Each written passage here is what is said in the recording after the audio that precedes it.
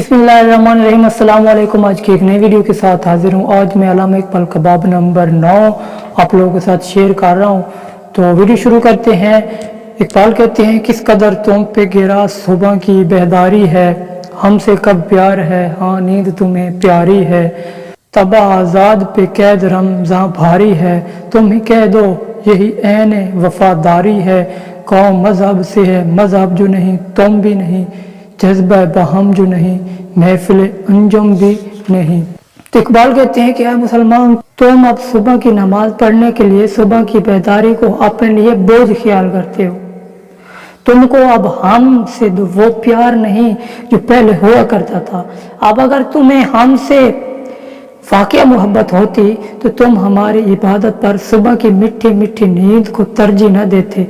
तुम्हारी आज़ाद तबीयत अब रमज़ानुल मुबारक के दौरान रोज़े रखने की पाबंदी को पसंद नहीं करती।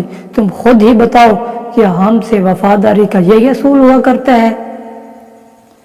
याद रखो कि मजहब की तालीमात पर अमल किए बगैर ना तो तुम में इज्तमायत का रंग पैदा हो सकता है और ना ही तुम्हारी कौम बन सकती है। जिस तरह सितारों की महफिल का दारो मदार बाहमी कशिश पर है, इसी तरह मजहब के बगैर कौम जन्म नहीं ले सकती। अब आ जाते हैं तशरीह की तरफ। खुदा ताला का जवाब ये भी है कि मौजूदा मुसलमान फिक्री एतबार से ही नहीं बल्कि अमली एतबार से भी कुछ और हो गए हैं। अब वो इस्लामी इबादत खसूसन नमाज रमज़ानुल मुबारक के रोज़ों की पाबंदी से भी भागते हैं। हालांकि दोनों इस्लाम के बड़े अरकान हैं। इस्लाम की अजीम अमारत शहादत और कलमत तैयब, रमज़ान के रोज़े, नमाज, हज, ज़कात और जिहाद पर खड़ी है। क्या इस्लाम से वफादारी ये तकाजा नहीं करती कि मुसलमान हर सुबह मुअज्जिन बाआवाज़ बुलंद ऐलान करता है, अस्सलातु खैरुम मिनन नौम, नमाज नींद से बेहतर है।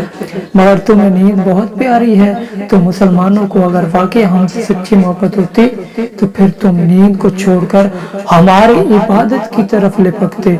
ज़माने की यूरश ने तुम्हारे जहनों को इस कदर सहल अंगार और आज़ाद ख्याल बना दिया कि तुम इस्लामी तालीमात हासिल करने की तकलीफ भी गवारा नहीं करते।